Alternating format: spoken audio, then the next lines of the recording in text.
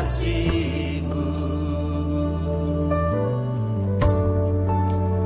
Aku tak sanggup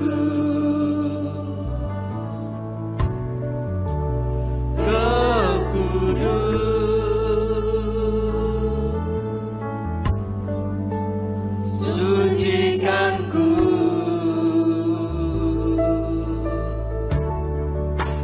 dengan darah-Mu. Kau basuh aku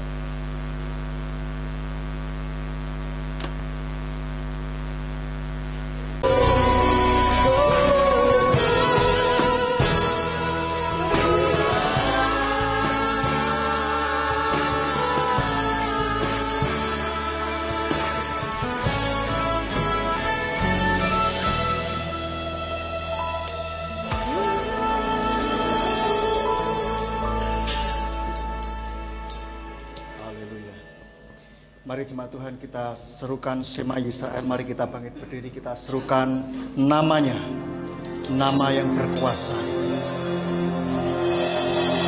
Shema Yisrael,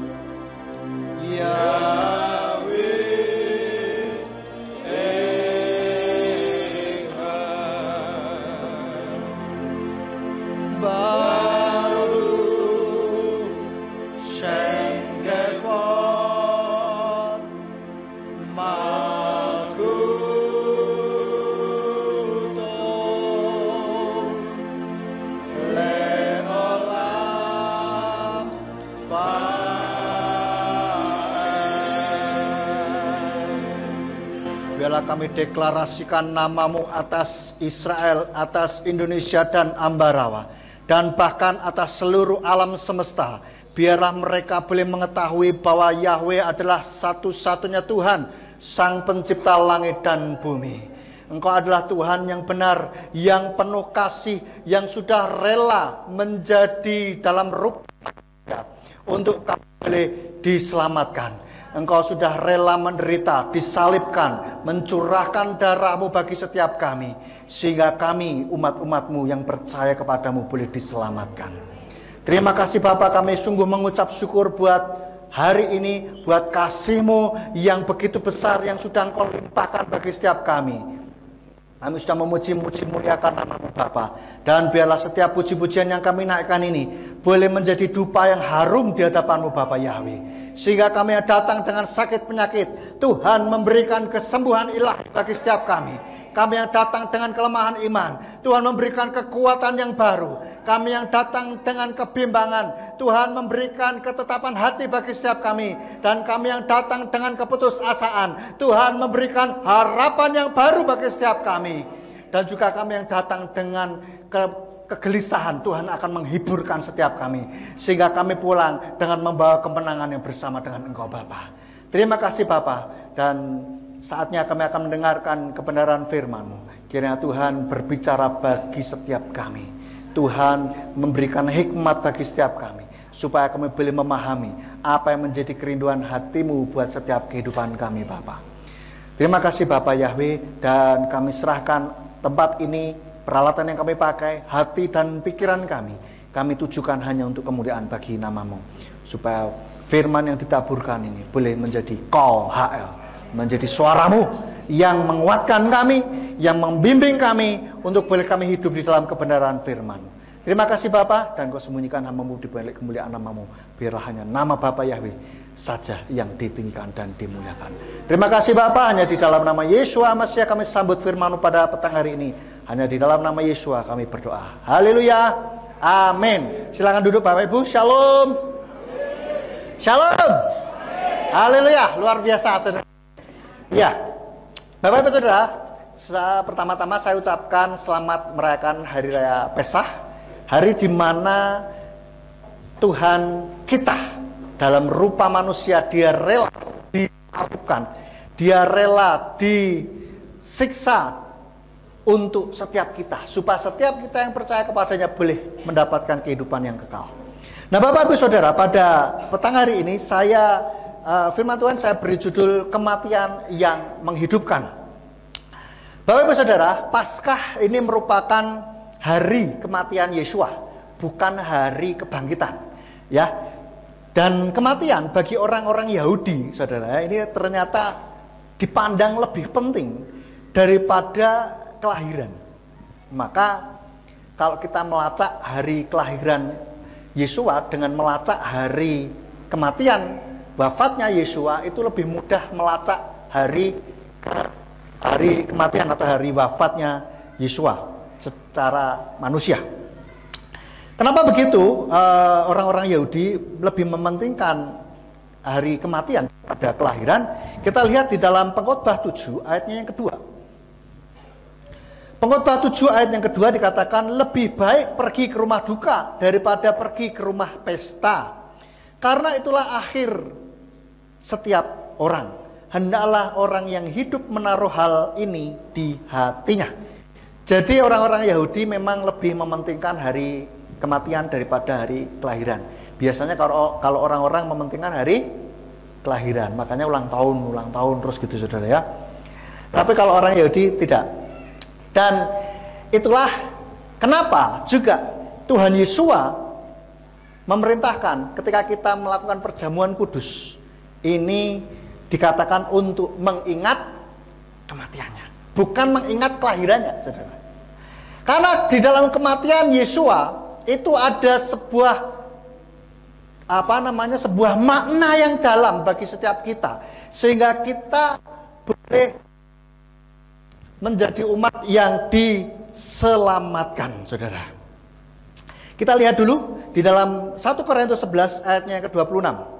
1 Korintus 11 ayat 26 dikatakan, sebab sesering kamu dapat makan roti itu dan minum cawan itu, kamu sedang memberitakan kematian Tuhan sampai Dia datang. Jadi ketika kita perjamuan kudus, kita sebetulnya sedang memberitakan kematian Yesua Mesias. Dan kalau kita lihat di dalam ayat ini, sekilas saya mau bahas sedikit. Kalau kita membaca ayat ini, ada yang janggal tidak? Kalau kita tidak memakai hikmat atau iman kita kepada Yesua, itu akan ada yang aneh. Dikatakan memberitakan apa? Kematian Tuhan sampai Dia datang. Loh, berarti Tuhan mati. Nah, inilah yang seringkali ditanyakan dan diserang iman Kristen ini karena ada ayat ini dan dianggapnya Tuhan kok mati. Dan saya yakin saudara semuanya sudah bisa caranya menjawab kenapa dikatakan Tuhan kok mati.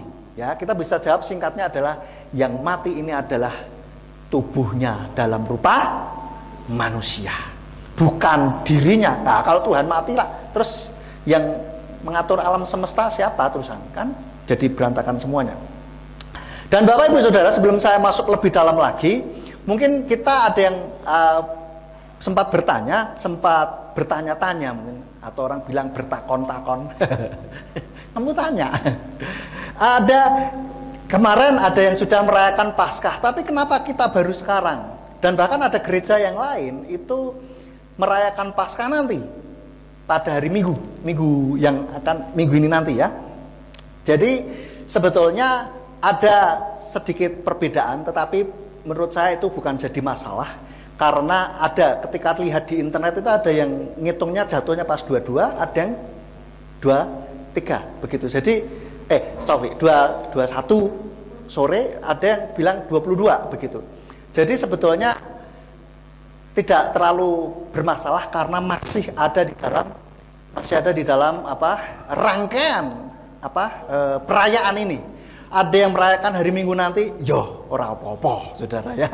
Yang penting masih dalam rangkaian ini. Kalau sudah lewat atau sudah mendahului sebulan sebelumnya, 2 bulan sebelumnya, ya itu bukan rodok lagi ya, nggak pas gitu kan. Tetapi ini masih ada dalam rangkaian. Jadi masih oke lah ya, masih dalam batas masih oke karena masih rangkaian ini begitu.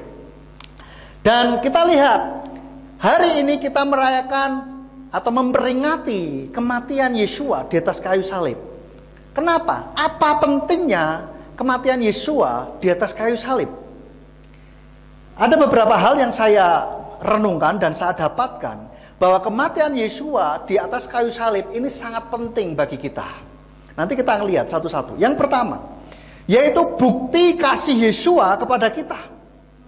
Maka dia rela disalib bagi kita. Ada orang yang bilang mengasihi, tetapi berapa banyak orang yang berani mati bagi orang yang dikasihinya. Kalau orangnya itu baik sama dia, itu banyak orang melakukan. Tetapi bagaimana ketika orang itu masih jahat terhadap kita? Apakah ada orang yang mau mati bagi orang yang masih jahat bagi dia? Saya pikir tidak ada. Hanya Yesua saja yang mau rela mati dalam rupa manusia selagi kita masih jahat. Di dalam Roma 5 ayat 6 sampai 10, Roma 5 ayat 6 sampai 10 dikatakan, sebab ketika kita masih lemah, Hamasya telah mati ganti orang-orang durhaka. Perhatikan, Hamasya telah mati ganti orang-orang durhaka. Bukan orang-orang yang baik sama dia, saudara. Ini suatu hal yang luar biasa. Bukti kasihnya.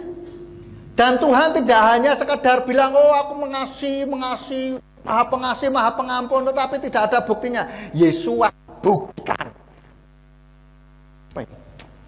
Yesua sendiri membuktikan bahwa dia memang penuh kasih. Kita lanjut. Telah mati ganti orang-orang durhaka menurut saatnya. Sebab tidak mudah seseorang mau mati ganti orang benar. Karena boleh jadi ganti orang baik, seseorang bahkan berani mati. Namun Elohim menunjukkan kasihnya sendiri kepada kita, bahwa ketika kita masih berdosa, Hamasya sudah mati ganti kita. Kemudian terlebih lagi, sekarang sesudah dibenarkan oleh darahnya, kita akan diselamatkan olehnya dari murka. Sebab tatkala masih menjadi musuh, kita sudah diperdamaikan dengan Elohim melalui kematian putranya. Terlebih lagi sesudah diperdamaikan, kita akan diselamatkan oleh hidupnya. Jadi kita ini orang-orang yang sangat beruntung, saudara. Tetapi ada orang-orang yang tidak mau menerima hal ini. Sudah diselamatkan, tetapi tidak, sudah diselamatkan tetapi tidak mau menerima. Itu salah sendiri, saudara. Bukan karena Tuhannya yang kejam, tetapi karena keputusan orang itu yang tidak mau menerima Yesua sebagai Tuhan dan Juru Selamatnya. Bagaimana Yesua telah berkorban bagi dia. Lalu yang kedua, pentingnya kematian Yesua atau wafatnya Yesua. Yang kedua, kematian Yesua di kayu salib memberi kehidupan bagi yang percaya kepadanya. Di dalam Roma 5 ayat 6 tadi, sebab ketika kita masih lemah, Hamasya telah mati ganti orang-orang durhaka menurut saatnya. Kalau Tuhan Yesus tidak mati, tidak wafat di atas kayu salib, maka kita yang harus menanggung dosa kita, mati kekal di dalam alam maut, dan kita tidak bisa terhubung dengan Bapa Surgawi. Dan kita bersyukur Yesus rela memberikan nyawanya bagi setiap kita, sehingga kita boleh diselamatkan. Dan yang ketiga, tanpa kematian tidak ada kebangkitan. Jadi ini satu rangkaian, saudara. Satu rangkaian yang tidak boleh dipisahkan dan tidak bisa dipisahkan. Kalau banyak orang-orang keyakinan yang lain, nabinya mati dan tidak bangkit lagi. Hanya Yesua yang mati dan bangkit lagi, saudara. Ini satu rangkaian. Kalau ada orang bilang Yesua kok mati, katanya Tuhan Juru Selamat kok mati. Kalau selamat Juru Selamat ya selamatkan diri dong, kok mati. Nah ini orang yang bacanya kurang banyak, saudara ya. Kurang mempelajari, jadi masih separuh terus wani ngomong, saudara. Padahal seharusnya dia baca selengkapnya bahwa Yesua tidak terus mati, wafat begitu aja, habis itu selesai jadi almarhum. Tidak, tetapi Yesua bangkit lagi untuk membuktikan apa? Bahwa maut dan alam maut tidak sanggup menahannya, tidak sanggup melawannya. Amin. Bagaimana cara mengalahkan maut? Harus masuk dalam cengkeraman maut dan keluar lagi. Karena tidak ada seorang pun yang bisa lepas dari cengkeraman maut. Lepas sendiri, tidak ada.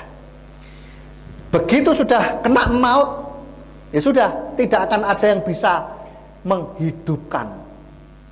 Kalah, saudara. Tetapi Yesua, dia sanggup mengalahkan kuasa maut. Dan dikatakan ini sebuah rangkaian. Maka kalau saudara perhatikan, sebetulnya setan ini tidak mau Yesua wafat, saudara.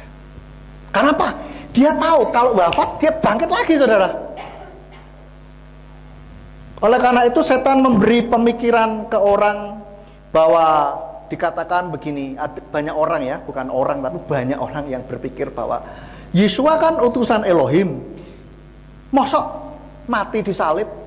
Nggak mungkin Tuhan kan maha kasih. Jadi harusnya orang sebaik Yesua, utusan Elohim loh, harusnya nggak matinya disalib. Ya kalau mati tua lah gitu, wajar gitu loh. Ya, kan Tuhan maha baik. Ini siapa namanya? Si Satan berusaha untuk memalingkan pikiran kita dari rencana Tuhan. Kenapa? Karena dia tahu kalau mati pasti Yesus bangkit, dan itu malah tambah malu sih setan gitu loh, saudara. Maut akan tambah malu karena begitu dipegang selama ini tidak pernah ada yang bisa lepas, cuma lepas gitu loh. Maka di dalam Matius 16 ayat 21 sampai 23, Matius 16 ayat 21 sampai 23 dikatakan, sejak saat itu Yesua mulai menunjukkan kepada para muridnya bahwa seharusnya lah dia pergi ke Yerusalem dan menderita banyak hal dari para tua-tua dan imam-imam kepala dan para ahli kitab. Dan perhatikan ini, dibunuh dan dibangkitkan pada hari ketiga. Namun sambil menarik dia, ini menarik ini. Sambil menarik dia, Kepa atau Petrus mulai menegur kepadanya dengan berkata, ada rahmat atasmu ya Tuhan.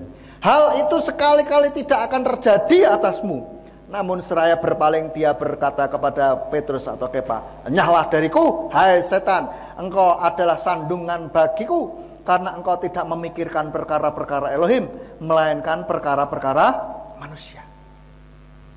Ini loh saudara, bukti bahwa setan ini takut, saudara. Kalau Yesua ini akan masuk ke alam maut, karena apa? Pasti akan ngobrak-abrik alam maut, saudara. Supaya Yesua ini enggak mati, makasih Kepa, oh janganlah Tuhan, Tuhan kan maha kasih, enggak mungkin lah, jangan sampai, ya kan? Bahkan si Kepa merasa bisa menahan Yesua.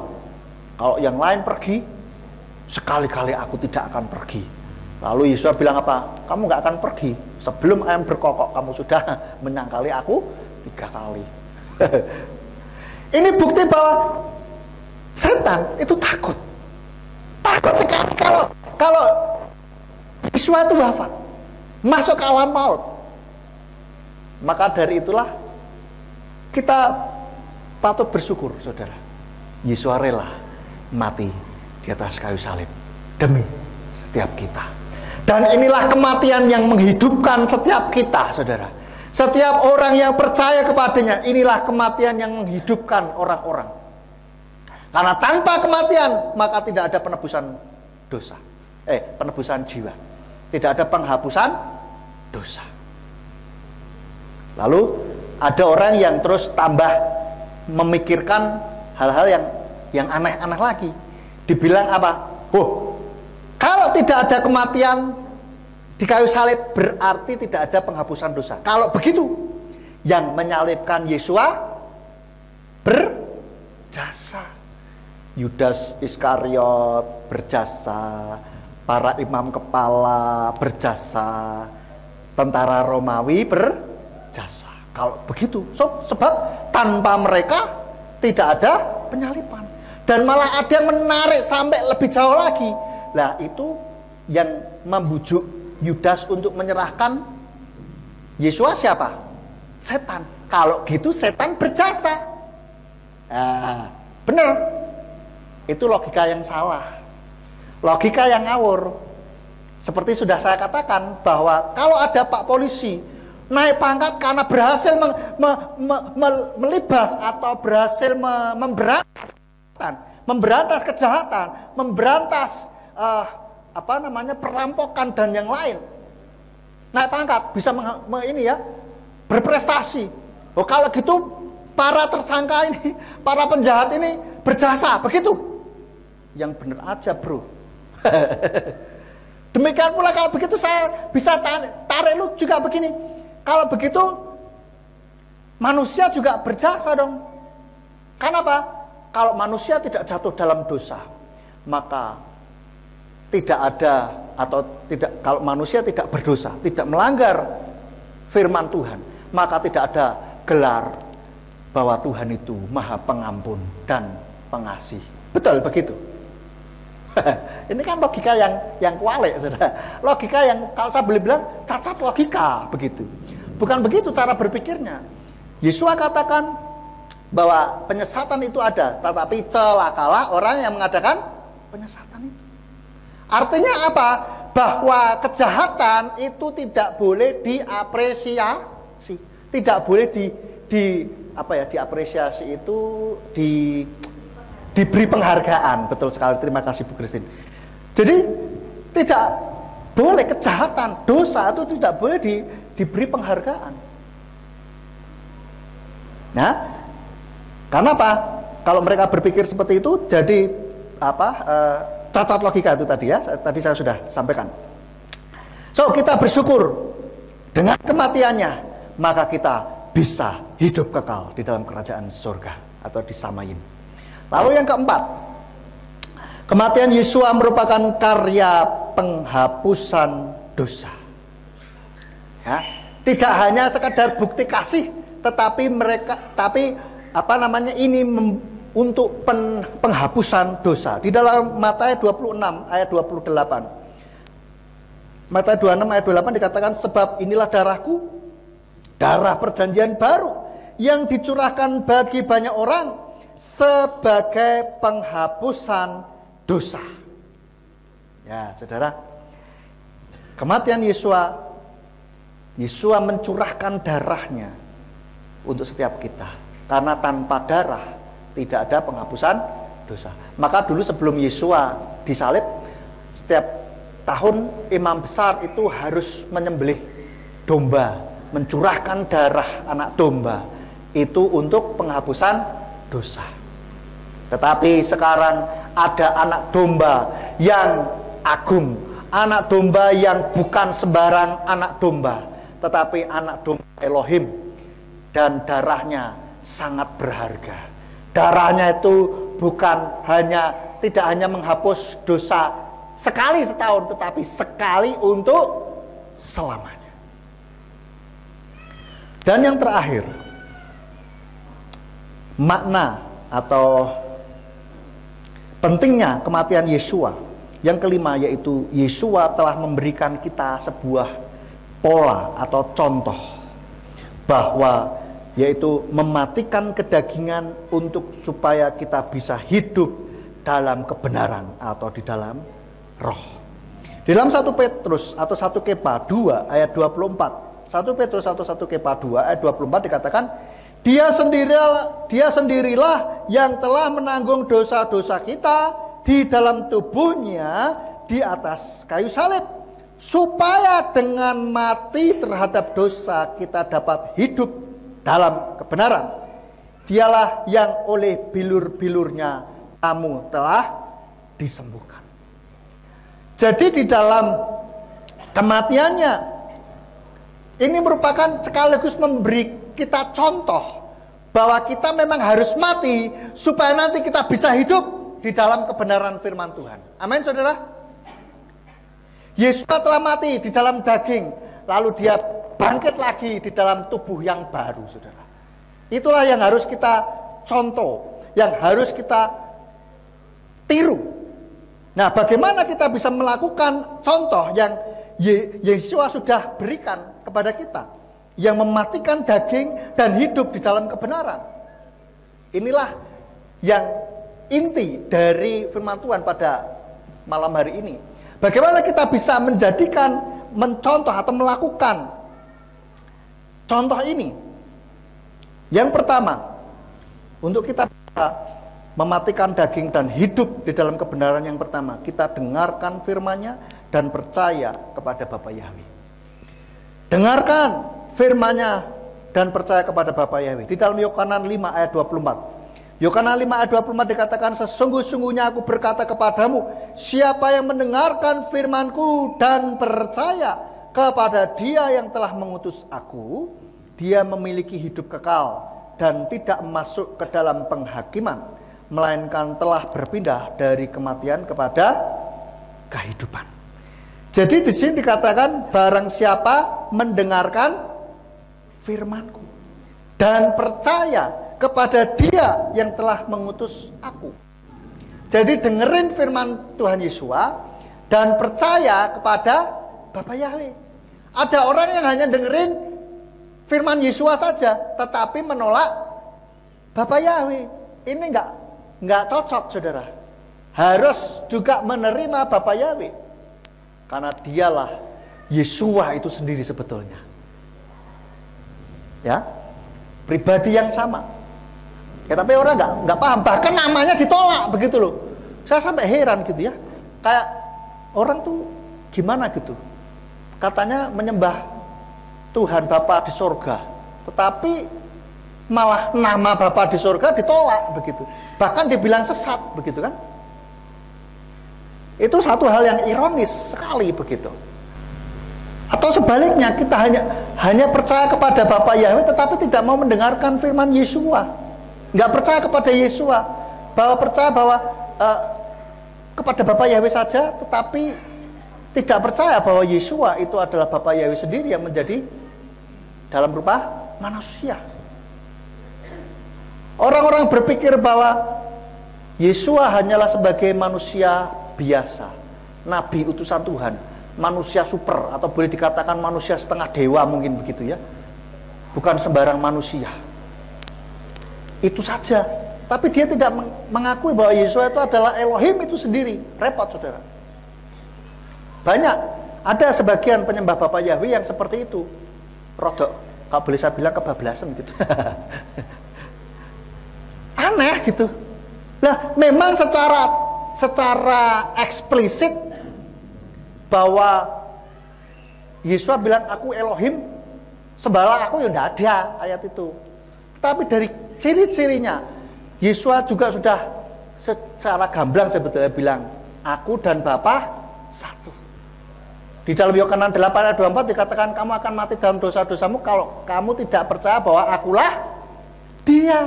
Dia di sini maksudnya bukan sebagai Hamasiah yang akan menebus kita, bukan itu. Akulah Dia itu maksudnya Bapa Yahweh. Kalau kita lihat di dalam konteks ayat 27 dikatakan seperti itu. Mereka tidak mengetahui bahwa Dia berbicara tentang Bapa kepada mereka. Jadi begitu, saudara. Biarlah kita juga mengakui Yesua sebagai Tuhan dan Juru Selamat, dan juga percaya kepada Bapa Yahweh. Dan kita percaya bahwa Bapa Yahweh dan Yesua Hamasiah ini bukanlah pribadi yang berbeda. Saya sempat berdiskusi dengan seseorang yang menganut paham Tuhan ini ada tiga, tetapi satu. Tiga tapi satu. Saya tidak mau mengkotak-kotakkan diri dalam paham tertentu, doktrin, Trinitarian lah, Unitarian lah, Taritarian lah, terserah. Saya tidak posing dengan itu. Tetapi yang saya pahami bahwa kalau dikatakan Bapa, Putra, dan Roh Kudus adalah pribadi yang berbeda, berarti satu dong. Berarti ada tiga dong. Saya tanya, enggak mau, enggak, tetap satu. Oke, katanya berbeda, tapi satu. Oke. Ya sudah, tidak mau dia bilang 3, tetapi 1. Ah, berarti kalau 1 sama dong. Oh enggak, loh, piye jane? Mumet enggak saudara? Mumet toh? 3 pribadi yang berbeda. Oh, oke, kalau berbeda berarti 3 dong. Oh enggak, 1. Ya wis. Berarti 1 ya? Iya, 1 berarti sama dong. Yo, beda. Lah piye toh? Nek samane 1 ya mesti sama, tidak ada yang lain, tidak ada perbedaannya, begitu loh. Oh, itu maksudnya sama hakikatnya. Oh, nek gitu malah tambah konyol maneh. Contohnya, saya pribadi 1, ya kan? Lalu contoh Bu Christine, pribadi 1 lagi. Lalu contoh lagi Pak Irawan, pribadi yang berbeda. Kami bertiga adalah pribadi yang berbeda, tetapi satu hakikat, yaitu sama-sama manusia. Bisa dipahami? Kalau begitu ada 3 dong. Enggak 1. Kok ngeheng ya jadinya. 1, ya sama-sama manusia, yes. Kalau 3 pribadi yang berbeda, berarti ada 3 dong. Kan begitu saudara, betul enggak? Tapi mereka bilang 1 3 nggak mau saudara. Ya udah 1, berarti kayak gitu sama. Enggak, mumet lambo lah. Akhirnya nggak lanjut lagi. Setelah saya tanyain begitu, orang ini nggak lanjut lagi diskusinya. Ya sudah, mungkin masih bingung juga ya piye caranya ngomong gitu kan. Maka dari itu simpel saja, seperti yang Bapak Gembala sudah berikan videonya itu, peran 3 berganda.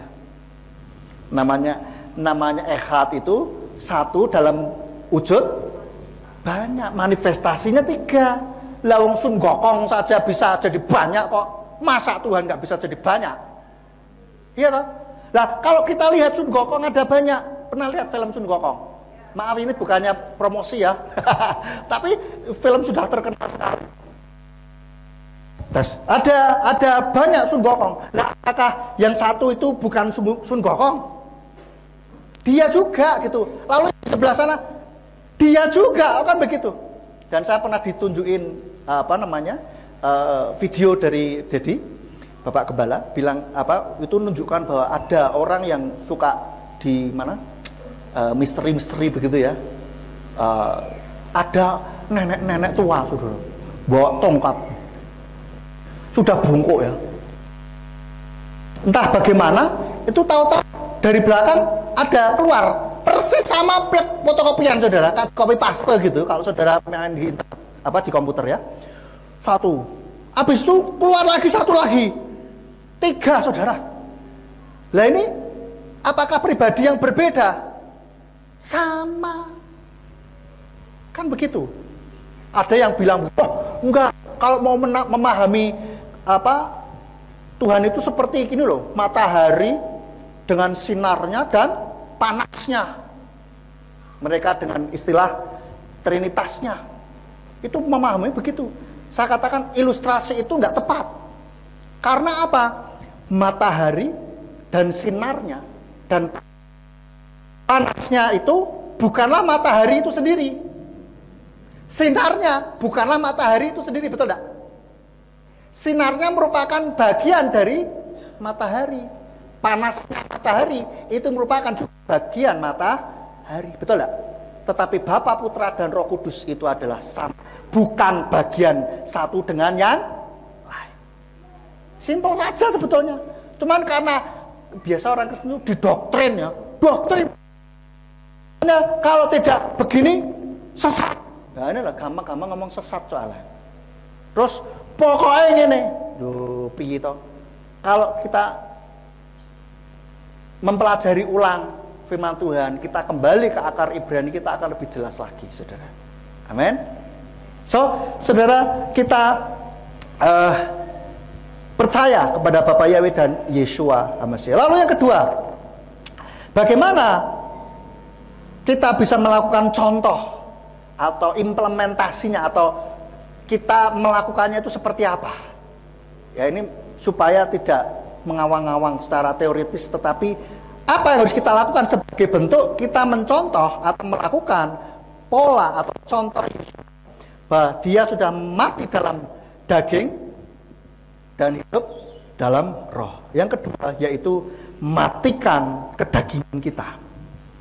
Matikan kedagingan kita. Di dalam Roma 8 ayat 13. Roma 8 ayat 13 dikatakan, sebab jika kamu hidup menurut daging, kamu akan segera mati. Tetapi jika oleh roh kamu mematikan perbuatan tubuh, kamu akan hidup. Jadi kita perlu mematikan perbuatan-perbuatan daging, saudara. Apa yang dimaksud dengan perbuatan daging atau perbuatan tubuh? Di dalam Galatia 5 ayat 19 sampai 21 ini sangat terkenal sekali. Adapun pekerjaan-pekerjaan daging itu nyata, yaitu, ini sudah ditunjukkan, perzinahan, percabulan, kenajisan, sensualitas, penyembahan berhala, sihir, permusuhan, perbantahan, iri hati, amarah, persaingan, perselisihan, sekte-sekte, kedengkian, pembunuhan, kemabukan, pesta pora, dan sebagainya. Tentang hal-hal itu aku mengatakan sebelumnya kepadamu, sebagaimana pula telah kukatakan sebelumnya, bahwa mereka yang melakukan hal-hal itu tidak akan mewarisi kerajaan Elohim. Dengan kata lain, kalau kita masih melakukan perbuatan-perbuatan daging ini, berarti tidak masuk di dalam kerajaan surga. Bukan saya ngomong, tetapi firman Tuhan katakan bahwa mereka yang melakukan hal-hal seperti itu tidak akan mewarisi kerajaan Elohim. Kalau kita masih terus berkutat pada kehidupan atau perbuatan-perbuatan seperti yang tadi sudah disebutkan, maka kita nggak akan masuk surga. Oleh karena itu, barang siapapun yang mendengarkan firman Tuhan ini, yang masih melakukan perzinahan, percabulan, kenajisan, sensualitas, penyembahan berhala, sihir, permusuhan, perbantahan, iri hati, amarah, persaingan, perselisihan, sekte-sekte, kedengkian, pembunuhan, kemabukan, pesta pora, dan sebagainya itu, saya katakan bertobat. Amin. Siapapun ini, mohon maaf saya tidak ada pesan sponsor, tapi kalau masih ada yang seperti itu, mari bertobat mumpung masih ada waktu. Jangan ditunggu nanti nek wes sukot kesuwen, saudara. Ya kalau kita hidup sampai sukot. Kalau enggak, ngenteni sampai tahun baru. Iya kalau sampai tahun baru, kalau enggak nanti aja lah pulang dari sinilah. Loh, iya nek pulang, nek enggak. So, saudara, mari kita bertobat. Oh, tapi angel, tidak ada yang mustahil. Angel tapi bukan berarti mustahil. Amin. Halo? Maka dari itu kita harus terus berjuang untuk kepada kesempurnaan itu. Memang kita masih hidup dalam daging, kadangkala masih sok jatuh bangun, tetapi kita jangan terus itu sebagai hal yang harus dimaklumi. Maksudnya, oh enggak apa-apa, namanya kan masih dalam daging lah, jatuh bangun, oke lah. Itu artinya kita kan enggak ada niat untuk bisa hidup di dalam kekudusan, begitu loh.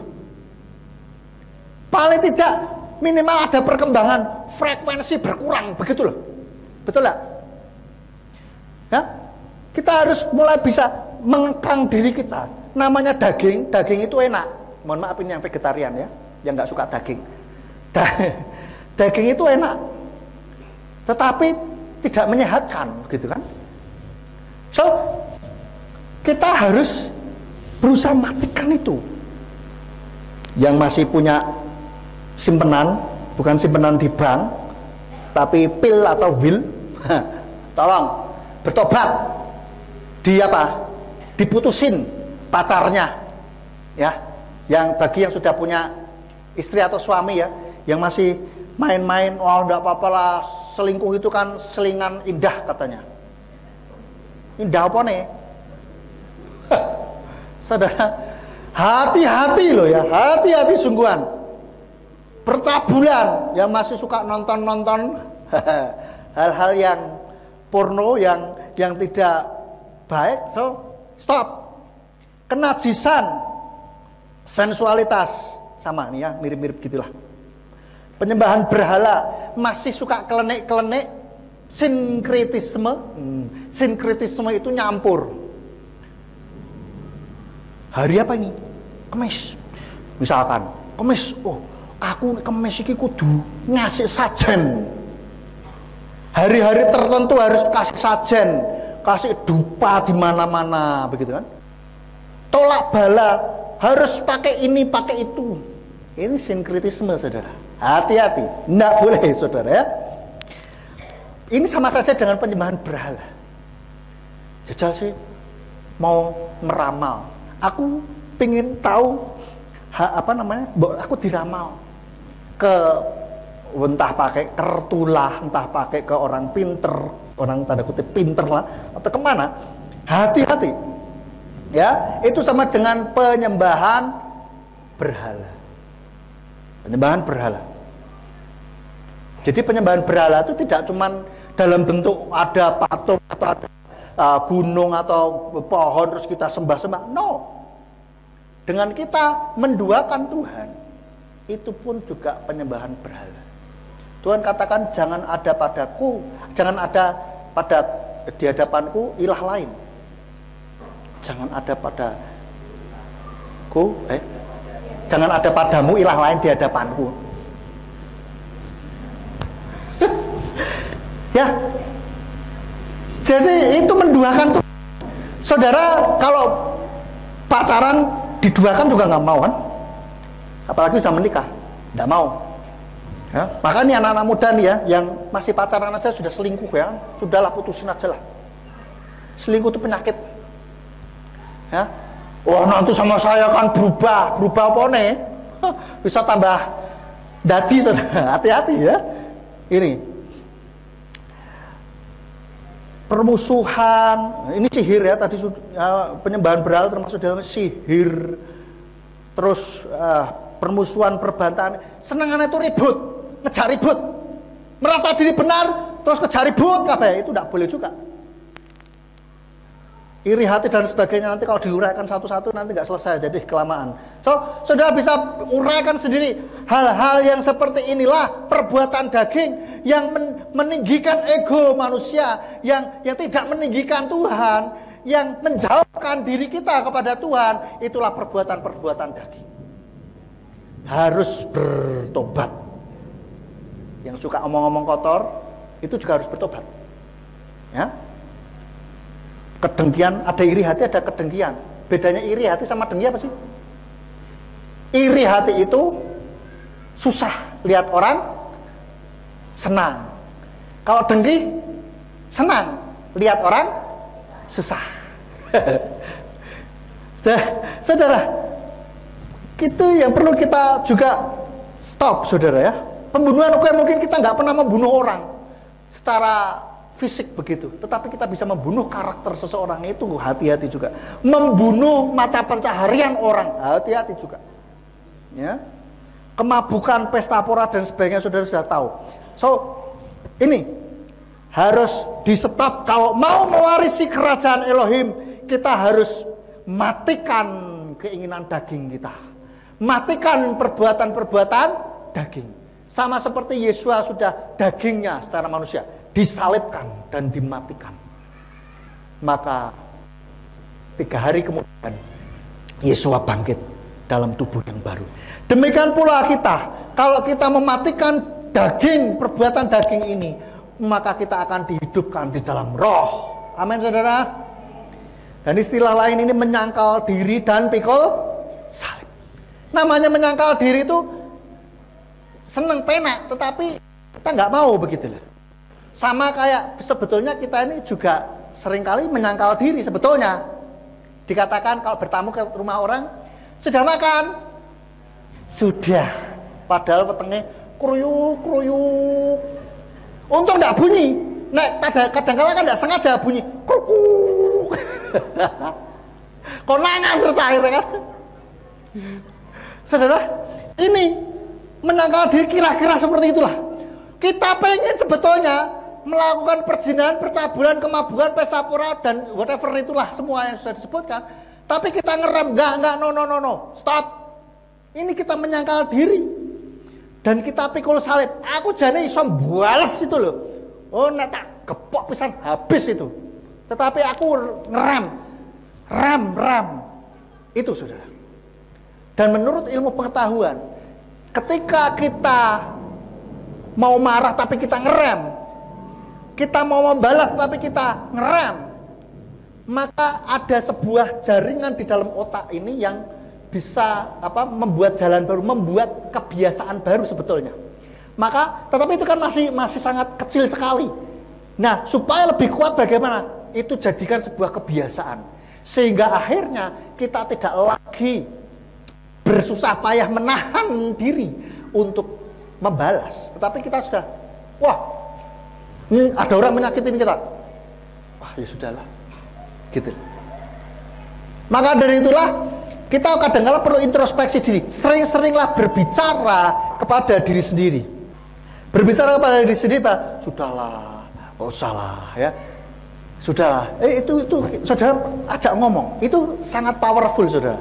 Maka di dalam terapi air hidup ada satu tahap untuk kita bisa ngomong kepada diri sendiri. Ada beberapa ayat firman Tuhan yang mengatakan supaya kita bisa ngomong sama diri sendiri gitu. Ngomong. Nah, kenapa ada orang marah, balas dan sebagainya? Karena yang muncul dalam dirinya itu adalah balas kurang ajar tuh. Kayak pelajaran nek ora wah wis manu. Kita lupa bahwa ada bagian diri kita yang lain yang harusnya bisa ngasih tahu. Stop, wes tak, sudah. Berhenti. Oke, sudah. Kalau orang Jawa bilang demi, direh-rehin, sudahlah. Kayak kita ngererehin orang lain, tetapi itu di kita sendiri, saudara. Ya. Betul itu. Nah, inilah disebut dengan menyangkal diri dan memikul salib. Namanya pikul salib itu nggak enak. Nggak usah pikul salib lah, memikul barang bawaan aja nggak enak, saudara ya. Di dalam Matius 16 ayat 24 dikatakan, kemudian Yesus berkata kepada para muridnya, jika seseorang ingin mengikut aku, hendaklah dia menyangkal dirinya dan memikul salibnya dan mengikut aku. Di ayat yang lain dikatakan kalau orang hendak mengikuti Yesus tetapi tidak mau menyangkal diri dan memikul salib, maka dia tidak layak bagi Yesus. Maka kalau kita mengaku diri sebagai umatnya Yeshua HaMasiah, Bapa Yahweh di dalam nama Yeshua HaMasiah, maka kita wajib hukumnya itu untuk menyangkal diri dan pikul salib. Di dalam Roma 8 ayat 13, Roma 8 ayat 13 dikatakan, sebab jika kamu hidup menurut daging, kamu akan segera mati, tetapi jika oleh roh kamu mematikan perbuatan tubuh, kamu akan hidup. Kita mematikan. Di sini dikatakan oleh roh kamu mematikan. Maka dari itu jangan pakai kekuatan kita sendiri. Kita minta kekuatan dari Roh Kudus supaya kita bisa mematikan segala keinginan-keinginan daging. Halo? Kita minta sama Tuhan, Tuhan tolong supaya aku bisa mematikan keinginan dagingku. Yang tadinya ngamuan jadi lebih sabar. Yang tadinya suka selingkuh jadi stop, ya. Yang tadinya kelenek-kelenek jadi stop. Yang tadinya suka marah-marah, yang tadinya suka iri dengki jadi tidak lagi. Itu. Minta kekuatan dari Roh Kudus. Kalau secara manusia kita jelas tidak mungkin. Oke? Dan yang terakhir, ciri orang yang telah menjadi milik HaMasiah adalah menyalibkan daging. Salah satu ciri umatnya Yeshua HaMasiah itu adalah mematikan atau menyalibkan daging. Dalam Galatia 5 ayat 24 dikatakan, dan orang-orang milik HaMasiah, mereka telah menyalibkan daging bersama nafsu-nafsu dan hasrat-hasratnya. Ini loh saudara, orang-orang milik HaMasiah itu telah menyalibkan daging bersama nafsu dan hasrat. So mari kita bersama-sama mematikan keinginan daging kita, mematikan apa yang ada, yang mendukakan hati Tuhan. Kita matikan itu, dan biarlah kita hidup di dalam roh, di dalam kebenaran firman Tuhan. Amin. Jadi kesimpulannya, kematian yang menghidupkan adalah yang pertama, kematian Yesus di kayu salib memberi kehidupan bagi yang percaya kepadanya. Kita semua sudah percaya kepada Yesus? Kalau belum, Bapak Ibu Saudara dimanapun saudara mendengarkan khotbah ini, baik di YouTube, streaming radio atau mana, kalau saudara menerima Yesua sebagai Tuhan dan Juru Selamat, belum mengakui bahwa Yesua sudah menderita di kayu salib, sudah wafat bagi kita. Saudara yang belum mengakui itu, akui dan katakan bahwa Yesua adalah Tuhan dan Juru Selamatku. Itu yang pertama, supaya kita boleh memperoleh kehidupan, supaya kematian Yesua ini betul menghidupkan kita. Dan yang kedua, matikan keinginan daging dan hiduplah menurut roh. Matikan keinginan daging kita dan hiduplah menurut roh. Bagaimana? Di dalam Roma 8 ayat 1. Oleh karena itu sekarang tidak ada penghukuman bagi mereka yang ada di dalam Hamasiah Yesua, yang tidak hidup menurut daging tetapi menurut roh. Jadi ketika kita hidup menurut roh dan tidak lagi menuruti daging, maka tidak ada lagi penghukuman bagi setiap kita. Amin. Dan biarlah kematian Yesua betul-betul menghidupkan setiap kita yang percaya kepadanya. Amin. Buat kemuliaan Tuhan, saya kembalikan kepada Bapak Gembala. Haleluya, puji Bapak Yahweh. Bapak Ibu, kita merayakan Pesak hari ini. Mungkin ada di antara kita yang belum tahu apa arti Pesak. Sebetulnya aslinya itu bukan Paskah, tapi Pesak. Pesak itu bahasa Ibrani yang artinya melewati. Dalam seminggu, satu pekan, itu masih disebut masa Pesak, yaitu melewati masa-masa penderitaan. Maka kalau mengucapkan itu Happy Passover, bukan Happy Easter, ya. Dan Yesua juga merayakan Pesak. Kalau kita membaca di dalam kitab Matius pasal 26 ayat 17 sampai 19 yang dikatakan, dan pada hari pertama roti tidak beragi, datanglah para murid kepada Yesua seraya berkata kepadanya, di manakah engkau mau kami mempersiapkan bagimu untuk makan Pesak? Dan dia berkata, pergilah ke kota kepada seseorang dan katakanlah kepadanya, Guru berkata, waktuku sudah dekat, aku akan melaksanakan Pesak dengan murid-muridku bersamamu. Dan para murid melakukan sebagaimana Yesua telah berpesan kepada mereka dan mereka mempersiapkan Pesak. Nah, kalau kita merayakan Pesak hari ini, itu sekaligus dua perayaan kita lakukan. Yang pertama yaitu merayakan, mengingat kembali bagaimana bangsa pilihan Elohim keluar dari Mitsrayim atau Mesir menuju ke Kanah Perjanjian. Bangsa pilihan Elohim tidak lain adalah saudara dan saya. Kita yang beriman kepada Yesua itu bangsa pilihan Elohim, sama seperti bangsa Yahudi adalah bangsa pilihan Elohim. Kalau gereja-gereja merayakan Pesak atau Paskah mereka sebut, itu sudah bulan lalu, ya. Dan itu merayakan kebangkitan, bukan kematian. Padahal Pesak itu masa penderitaan, bukan kebangkitan. Dan istilah Jumat Agung tidak ada di dalam kitab suci. Nah, hari ini tepatnya tanggal 14 Nisan, kita merayakan sesuai dengan kitab Keluaran 12 ayat 6 dan 7 dari Indonesian Literal Translation yang berbunyi demikian. Dan haruslah dia menjadi seperti simpanan bagi kamu sampai hari ke-14 bulan ini, yaitu 14 Nisan, dan seluruh kumpulan jemaat Israel harus menyembelihnya pada waktu senja. Dan mereka harus mengambil dari darah itu dan mengoleskannya pada kedua tiang dan pada ambang pintu di rumah itu yang di dalamnya mereka makan. Jadi ketika malaikat maut melewati setiap rumah, ketika dilihat ada darah anak domba yang tidak bercacat celah, maka malaikat itu akan melewatinya. Tetapi kalau tidak ada, maka anak sulung akan mati.